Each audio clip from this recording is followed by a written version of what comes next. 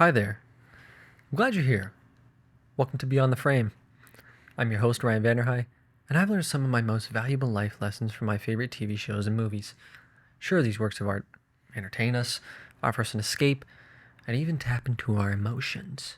But there's one E that's often overlooked. And that is educational.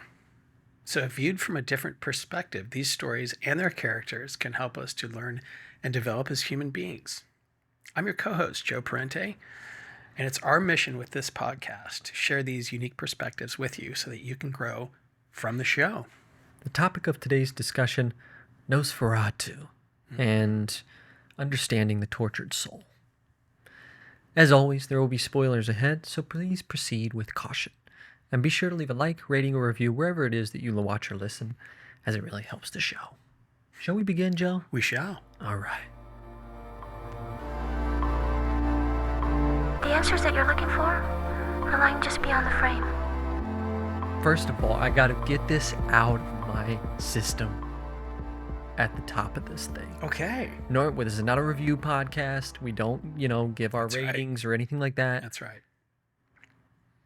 This is my favorite film of 2024. Wow. This is my favorite movie I've seen this year.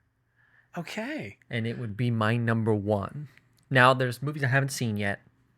Complete Unknown, Brutalist, Baby Girl. There's a few out there that I have, Nickel Boys, that I still have yet to see. So that could change. But up until this point, and we're recording this on the first of the year, this movie, Nosferatu, is my number one favorite. I totally get that. I totally get that. Sucked in from the first frame to the last. Yeah. Robert Eggers has a way with the camera. He has a way with his actors. He has a way with the style, the pacing, the tone that just enthralls you. Agreed. And I couldn't get enough. Yeah. So much so I saw it twice. Did you? I saw it opening night, and then I just saw it like 2 days ago. Okay. That's kind of like a refresher. Wow. Good for you. So I had to get that off my chest. I have to give this movie its flowers. I'm bummed it's not going to get any award love because it's a horror film, and they seldom do. True. Get Out was the last one that got some award love. Okay. Jordan Peele won the Oscar for Best Original Screenplay. But it might have been, I think it was nominated for Best Picture as well. But seldom do you see a horror film squeak into the award conversation. Very true. Very true. And which is kind of a bummer. Because I feel like, to me, this movie should absolutely be in the conversation. All right, I feel better now. Oh, good. I had to champion this thing, man. If you haven't seen it, if you're listening and you haven't seen it, stop everything you're doing. I don't care where if you're at work, leave. If you're at work, leave now. Head to the theater immediately. Too bad you don't feel strongly about it. Goodness. Wow. Yeah, if you haven't felt that way yet. But let's get into the nitty gritty, Okay, shall we? Let's do that. In thinking about Nosferatu, I was kind of, as I always do with these films, I'm trying to find my angle. I'm trying to find what I think is the most captivating theme. What is the most interesting discussion that we can have about this film? That's our assignment for every episode That's we do. How we approach all these films. Yeah. And so for this movie, I really gravitated towards Ellen, the character that Lily Rose Depp plays, our lead essentially in this film. And the themes of a tortured soul, someone who's been sort of going through something mentally for the majority of their life, and they kind of feel like they can't get out from underneath of this cloud, and it just follows them wherever they go, and even if they escape it for a number of years, it comes back, it finds its way, and it's this constant push and pull, this constant battle against this thing. And so I always thought about people in my life, myself. Joe, have you ever felt like a tortured soul yourself? And if not, have you known someone in your life who has? Good question. I don't want to look. Have I Was I like beaten as a child? No. Have I lived in a war zone? No. Sure, it's all relative. My issues are absolutely first world. But have I felt dogged, tortured by my own mind for the vast majority of my life? Yes.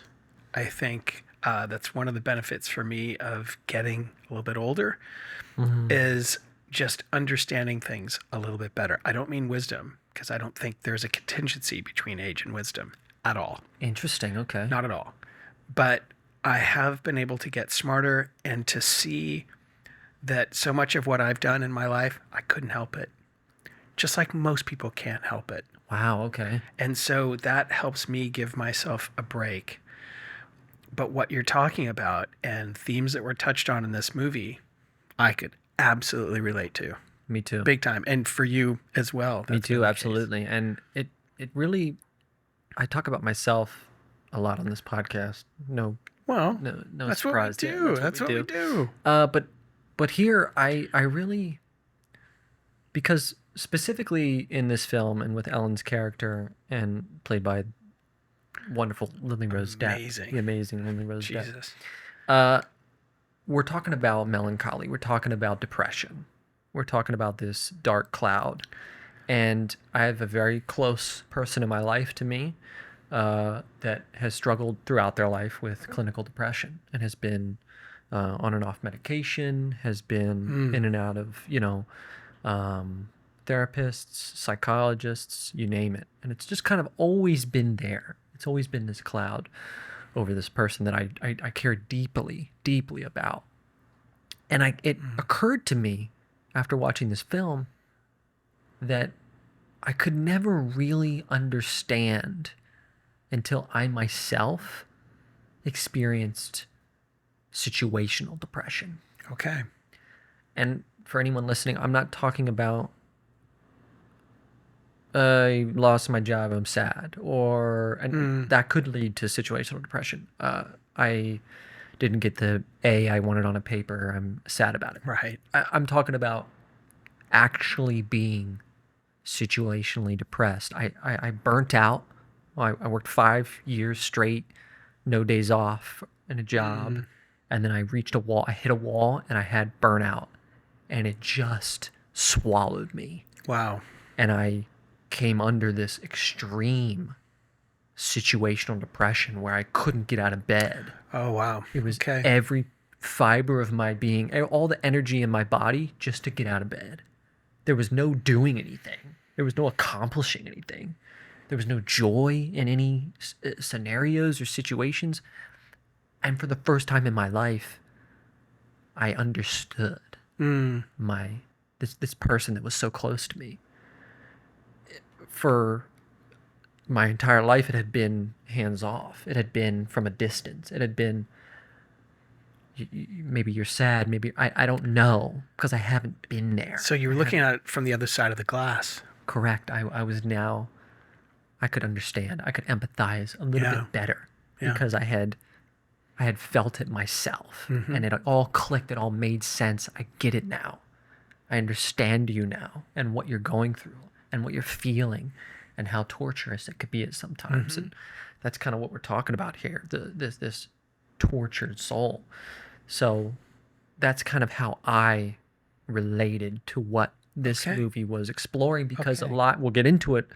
I don't want to get ahead of myself here, but a lot of this movie is kind of dealing with how people perceive what someone else is going through, right? Because there's a direct contrast here between physical and mental health. And it's easy to relate to someone who's experiencing physical anguish. Absolutely. You could see it. Yeah.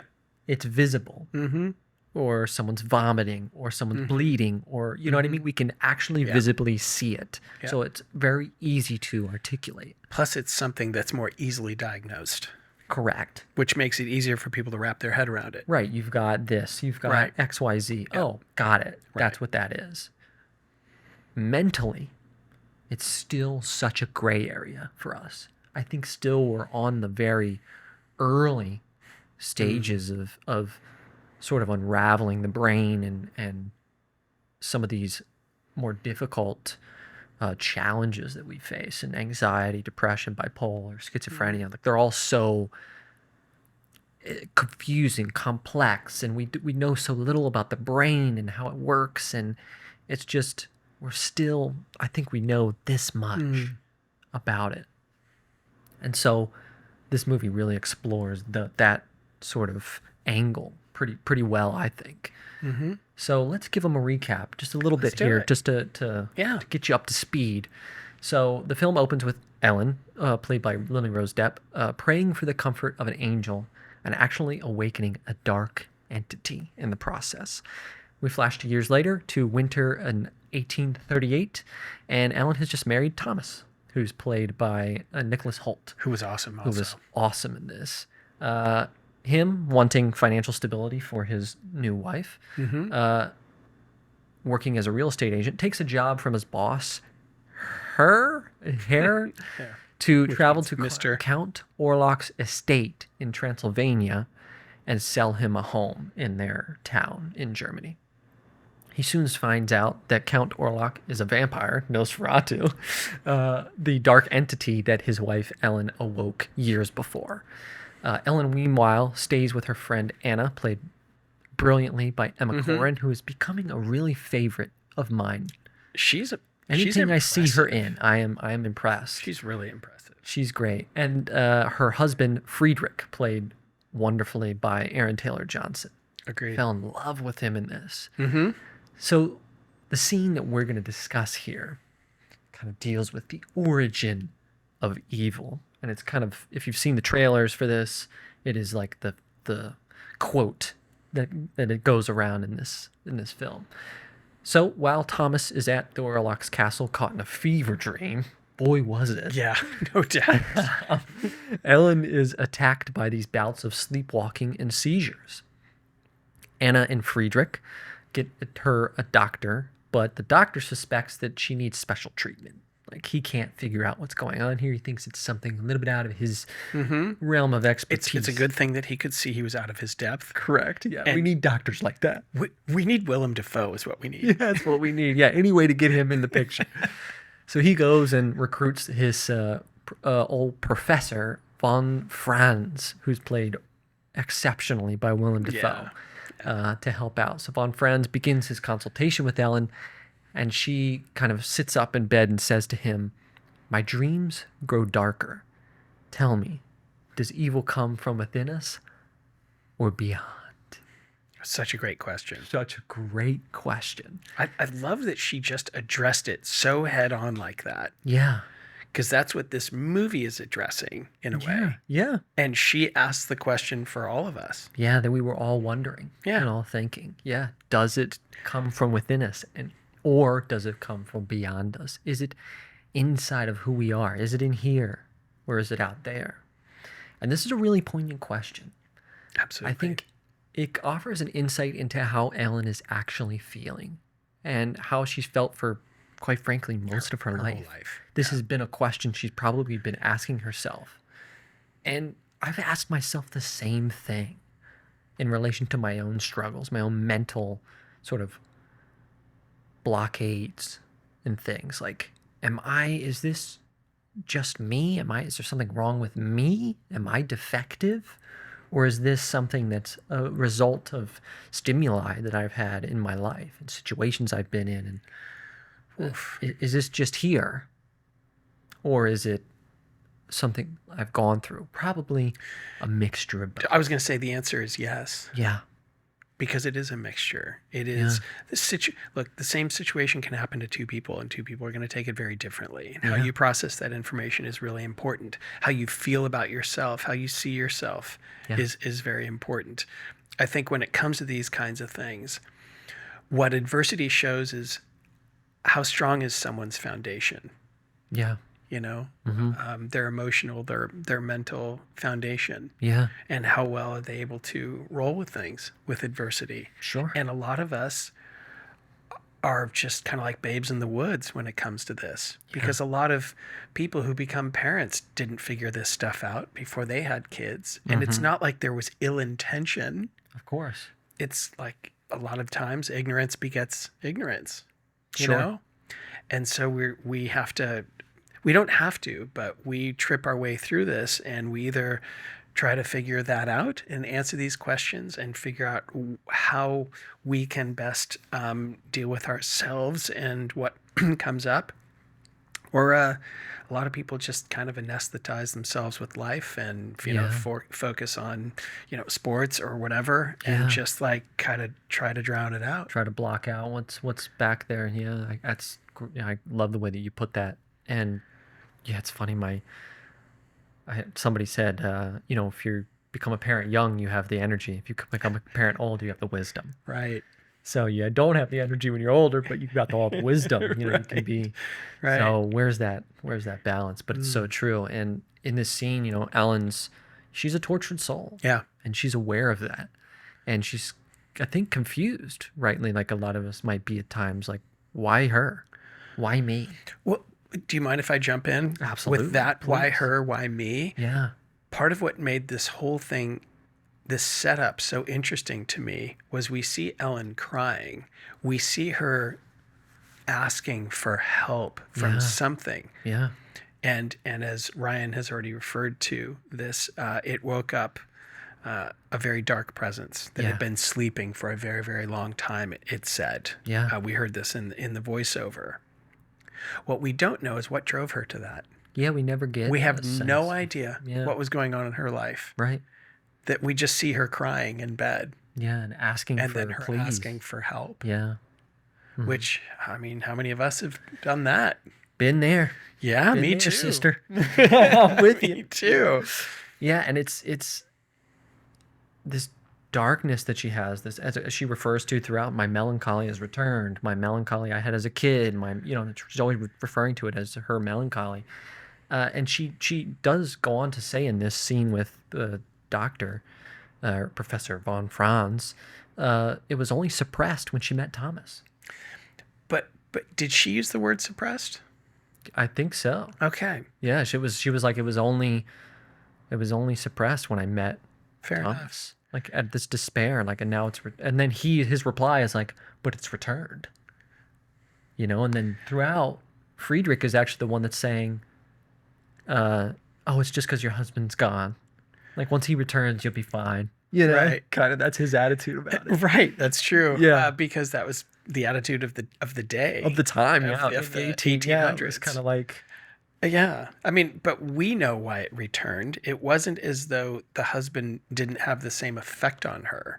I think why she felt alleviated, or why, it was suppressed, that's kind of like two sides of the same coin, was just her love for him yeah. and his goodness. Yeah. Because he was perhaps one of the only people in this film that it just seemed like he had real goodness. Yeah. Where Nosferatu, I think the way he was with him was fascinating to me. Really? Because he really tried to kind of get him, Mm-hmm. Yeah. and he didn't, He didn't succeed. because there was real goodness in him. But the reason that it came back for her was because Nosferatu was now in very close proximity. Yeah. Yeah. And she says that it's only been suppressed when she met Thomas, which we're going to talk more about. Okay. But first, Oops. let's do a bad guy break here, Let's do okay? So, as always, 4 hints to guess this popular fictional character. Okay, a bad guy that's kind of related to what we're talking about here. This situation, somebody who's a little bit ignorant to other people's sort of mental struggles, maybe ones that they can't see visibly on the surface. Oh, I like it. So the year that this film came out was 1999. The genre is a sports drama. The setting is 1990s Texas. And the actor is John Voight. The character, of course, that we're talking about here is Coach Kilmer from Varsity Blues. I've never seen it. This is like a sleeper film. I really like this movie. It's kind of a pick you wouldn't really usually hear, but he plays this kind of just hard ass coach, this hard ass football coach. Texas football is such a massive I can thing. see John Voight doing that pretty easily. Did it brilliantly. I'm And he sure. kind of plays this hard ass who's kind of just out for his own accolades. Coach of the year, another championship. Interesting. And It's he, about him. well, the movie's not, but his No, but he's character about is him. about himself. That's what I It's mean. very like, see my trophies, like this is, It's and he about has the a kids. disregard for any of his players. Whoa. It's kind of like, you're just a tool I use to get what I Wow. get my championship. So just do what I say. He pushes them too hard. He fails to empathize with any of his players, and he inflicts maximum emotional and mental abuse on them. So much so Okay. that he drives one of the offensive linemen, Billy Bob, to go and attempt suicide. Wow. His Mox, thankfully, the quarterback, kind of catches on to what's happening, drives out and stops him from doing it. But he essentially had driven this young man to the edge of like, I've just taken too much. You're too fat. You're too stupid. Too slow. Oh my God. And he's ready to drink himself and shoot himself in the middle of the football field. I gotta say, excellent bad guy. Yeah, that Well was done. I really That was reached a for good that. select. Yeah, That was a this one good took me a select. while. That's a. It's like, how do I find him right? Kudos, man. But that was the one. Excellent. So if you haven't seen Varsity Blues, Which I haven't. you might want to try it out. Yeah. Agreed. John Agreed. Boyd's great in it. Okay, so let's get to our second scene here. Let's bring Okay. it back to Nosferatu, okay? Yeah. So the melancholy origin. So after Thomas returns to Ellen, they both start to kind of come out of their haze. They both start to feel a little bit better. And this is my favorite scene in the film. One night they're alone together. Thomas confesses that he believes that Count Orlok is in town looking for her. He's got the locket. He's come here to find you. And she says, I know. And he's kind of like, what? What do you mean you know? And so Thomas questions her, I don't get it. And then she says, don't you get it? He is my melancholy. And she gets all possessed. She does some awesome scary shit. Sure did. She was Lily doing Rose, things with her man. body and her face and her mouth. And And I was wondering if they were speeding things up. yeah, You it know? looked crazy. But I couldn't get so enough cool. of it. Yeah, it just pulled me in. And then they sort of engage in kind of a brief little sex scene, and she is crying out, yes, show him our love. And when this ends, Thomas pulls her into his embrace and says that he is here for her and he loves her. So we're kind of recalling back here to the first scene when she says that her melancholy was only suppressed when she met Thomas. This scene to me really enforces the power that other people can have on you. That love that you referred to that she had for Thomas and his goodness and everything was able to kind of suppress this melancholy that she had. It kind of allowed her to forget about it, you know? And I think that in our own lives, we can probably point to, hopefully, a person or two who has maybe done that for us, For sure. who has maybe been that source of light when times are tough. You know, I know myself, I can relate to that like massively. My mom, my girlfriend, friends of mine, that when I'm going through a rough patch, you know, they can kind of be there to remind me of what I'm doing here, what the point and the purpose is. And there's an interesting story I had read about this woman. She was like a therapist, and she was saying that often, you know, people think that a relationship is 50-50, but it never is. Sometimes you can only give 20%. Maybe that day or that week or that month, you've only got 20%. You're busy. Yeah. You got a new work project or you lost your parent and you're just really going through something. And your partner hopefully can give you that 80 you're missing. That is what relationships, partnerships, friendships can be. Agreed. Is that all of us aren't always able to give a glass half or full. Sometimes we're only halfway there. Very true. And Look, that's not easy for us to do for ourselves either. I mean, because we're not always going to be in the position where we have a partner or a friend who's going to be able to, kind of reach into the swamp for us. Yeah. And that's where, for a person to understand themselves really well and maybe what triggers them, or what also makes them feel a lot better. Mm-hmm. I mean, in talking about this theme, I've been thinking about it. What's helped me and what I try to do for my friends who are when they're in a particular bind or funk or whatever you want to call it, Yeah. is to make things as light as possible. Yeah. Like, I can make them laugh. Yeah. That makes a big difference. Massively. It's not necessarily a matter of just getting in there and grinding and talking. It's just a matter of like, hey, let's go do something fun. You know what I mean? Yeah, let's go do this. Let's Yeah. go do this fun thing we used to do. I'm Exactly. taking you out. Let's go here. And then just yeah. a chat, just hanging out. Yeah. And Sometimes kind of, that's all you need. and be kind of normal. Yeah. Yeah, when everything feels like it's crashing down around you, Yeah. that stability, Yeah. that sense of normalcy Yeah. can go for a sure. long way. For sure. And I had a friend who really taught me that, really showed me that, and really taught me that. And I feel, very thankful Yeah, to that's that friend who understood the power, if you will, of levity. yeah, you don't always need to be giving advice. You No. don't always need to be trying to help. That's right. Or That's trying right. to do something. It's sometimes as simple as, like you said, let's grab a drink. Yeah. Let's just hang out, the two of us. Yeah. And talk about life. Yeah. Doesn't have to be about, what are you going through? No. Tell me what's going, like, how No. can I help? Exactly. That little bit of normalcy. Yep. That's beautiful. I like the way you put that. And Thomas was there for Ellen. He Big was always time. there for her Big through her struggles. He got her Mhm. help. He, despite her brief insanity in this scene, moments before where she's like Mhm. possessed by a demon, he chooses her Yeah. again. Pulls her into his embrace when she's upset and says, I'm here for you. I've got you. And she knew he meant it. Exactly. Because Nosferatu tried to convince her that he was, that he tried to, that Nosferatu could buy him off.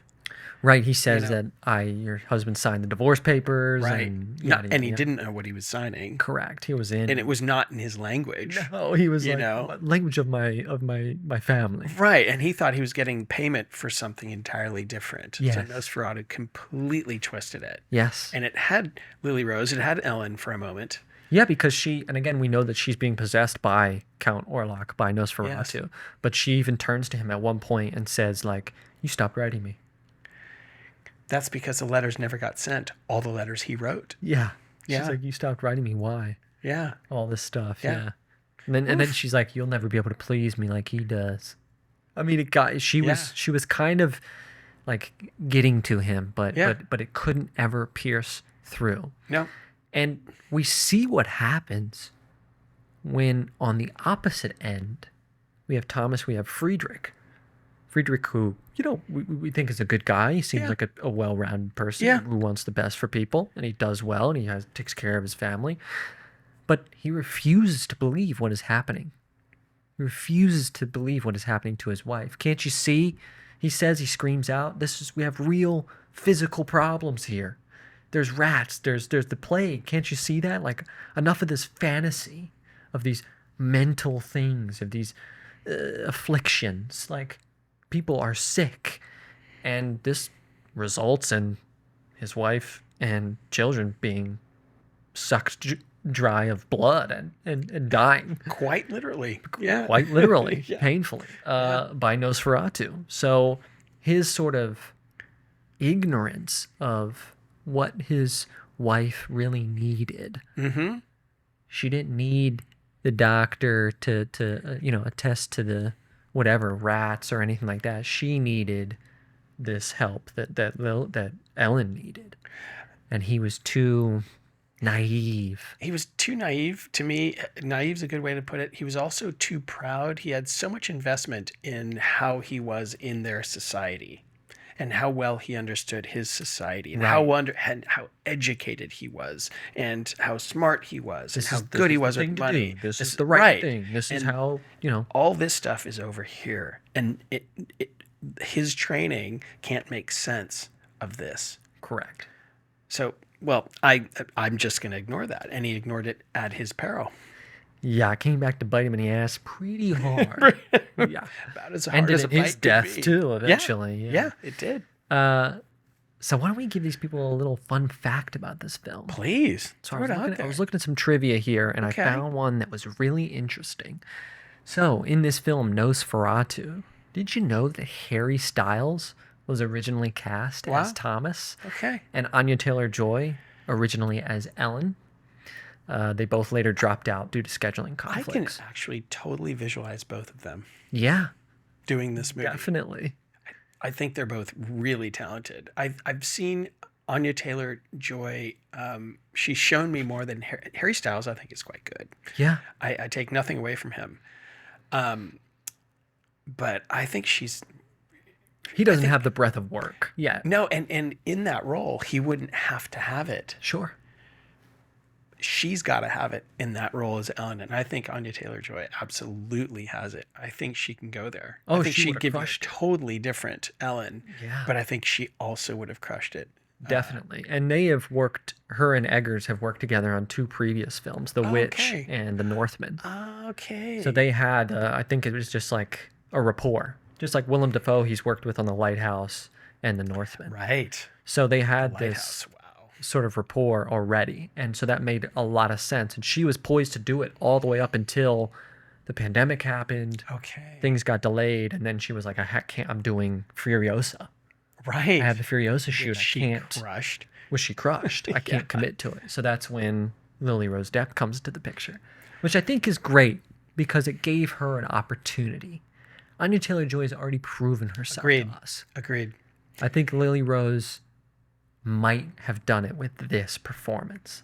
Yeah, I completely agree. I've seen little tiny bits and pieces of her so far in her career, but this to me was like, okay, I see you. Oh, this is a career maker. Did you see The Idol?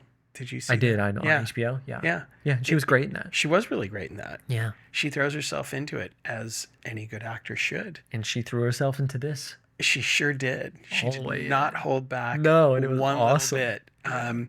And there's something about just her resting face that's really interesting, and it makes you wonder what's she thinking, what's going on in there. Yeah, she has that. She really does. That makes a great actor. I You're think right. she has it even more than her dad. Don't tell. Ooh, wow. Yeah. What a hot take. Man, Mr. know. Johnny Depp. I know. A, Sorry, true, a Johnny, what can I tried and tell ya? true master, a star. He is. And I he's think been fantastic. Yeah, But yeah, she's still so young. she We is. still have yet to see. We're just beginning her career. Yeah, So who knows exciting to see what'll- what she could do. what will happen next. But I thought that was interesting. So let's get to our final scene here. So at the end of the film, Ellen is giving in to Nosferatu's demands and succumbing to his power in order to save the city. It's like kind of part of the prophecy. Like she must give herself up and then he'll die by being there with the light and everything like that. It gives them a chance to burn you get the whole gist. But she basically agrees to die in order to save everyone. This was particularly interesting to me because we think about the context of the theme we're discussing here. The melancholy won. The depression won. She gave in to its grasps and essentially she committed suicide. So I thought that was so sort of captivating to me. Just again, if we think about it in the context of the theme we're discussing here. Yes, we know that she made the righteous sacrifice to save the town. The town's overrun by these plague rats that he brought. Everyone's dying rapidly. As we know, the plague ravaged people Yes. back then. And she's got an opportunity to save them. She knew it. Von Franz knew it. And I love the scene where they're on the steps and he kind of says that this is your bigger purpose. And she says, thank you, and sheds a tear. I love that scene. But if we flip it on its head and we think about the grander scheme here, the melancholy got her. He came all the way through and won the battle. You could, yes, That's a way to look at it. that is a way to look at it. Another way I might offer. Yeah. Her melancholy had a very real physical outward manifestation Yeah. that was affecting other people in a massive way. Greatly. So you might say she sacrificed herself, but she brought on the plague in the first place. Sure. And so it makes sense that she would take herself out in order to save others from the pestilence and plague that she's already brought on. Might have been unwittingly, Yeah. but she brought it on. Only she could end it. And I think that when you're saying that, it brings up this thought of mine where it's kind of really sad, because I think that a lot of times when people do take their life, when they're dealing with something like this, that is sort of a factor. You mean how they're affecting other people? Correct. Of like, I'm sucking the energy out of other people around me, and I don't want to do that anymore. I hear you. I'd want to challenge that person though, of really, are you really having that effect on other people, or is that your perception of Correct. the effect that you're Absolutely, 100%. having? You know? 100%. Because the reality, I bet for a lot of people who are already gone by their own hand would be very different Sure. than what they thought, Definitely. you know? Couldn't agree more. I'm glad you brought that up. Yeah, because it did, quote unquote, it did win. It utterly consumed her. But there was also, something you posed from the very beginning was this from the outside or the inside? Yeah. And this seemed to be a real combination, because it did refer to Ellen's character, the character of Ellen being able to kind of see the future and predict things. And she had a talent. Yeah. And there were things from the outside that were clearly at play here. Definitely. Was that simply generated? Was Nosferatu something that was really truly in her, or was it something in her that awakened something that is actually out there? Yeah. Yeah, that's a fair point. You're right. Bringing it back to what we talked about in the beginning. Yeah. And I think it was especially sad to me when, and I can't, again, we don't review, but the way they shot that final scene. And then as soon as she kind of goes back down to the bed for the final time and is like sucked dry, basically, then we see him come to the doorway, Thomas. Yep. Because he's been running back to find her. And he gets there just a second too late. Yep. And man, it guts you. Yeah. Had I been a moment sooner, and I think that is oftentimes what people feel when they weren't Very good point. able to help Very good point. people close to them. Like, I wish I just would have done, I was just something just I have sooner. a friend going through that right now, actually. One of his best friends he grew up with committed suicide. And they'd been in contact, and I spent a few hours with him just saying, man, you can't take on that burden. You can't beat yourself up over it. You can't. didn't know.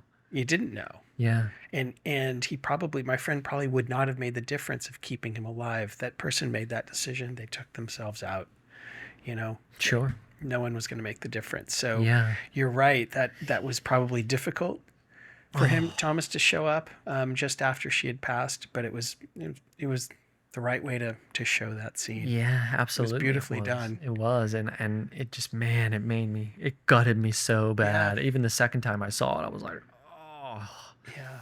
he's just barely there right after she's just about to go.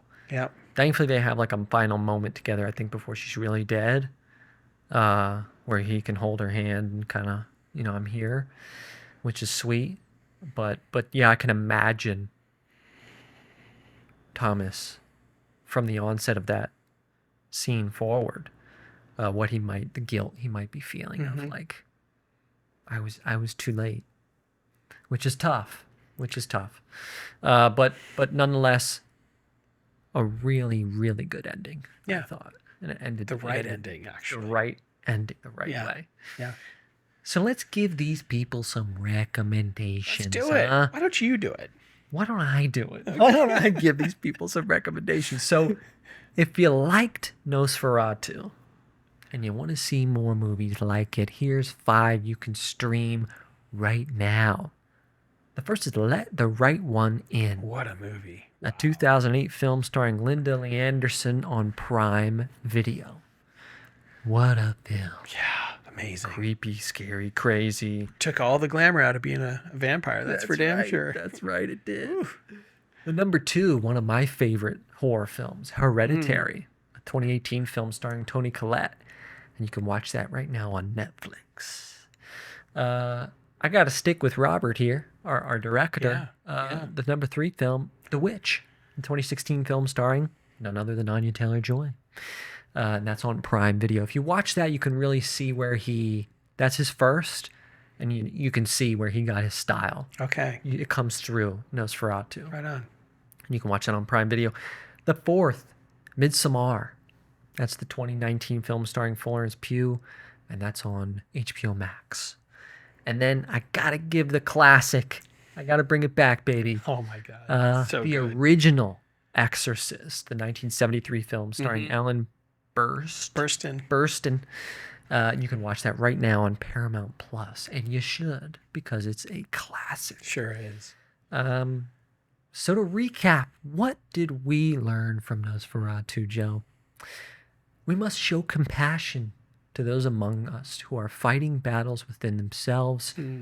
Even if we cannot relate, we must at least try to empathize with them and to show our support, because sometimes that might be all that someone needs in order to overcome their tortured soul. Thank you so much for being here with us and joining us today on another episode of Beyond the Frame. And remember, as always, you're the main character of your own life. So don't be afraid to take a step back and take a look at the bigger picture. Because sometimes the answers that you've been looking for are lying just beyond the frame. We'll see you next time. Peace.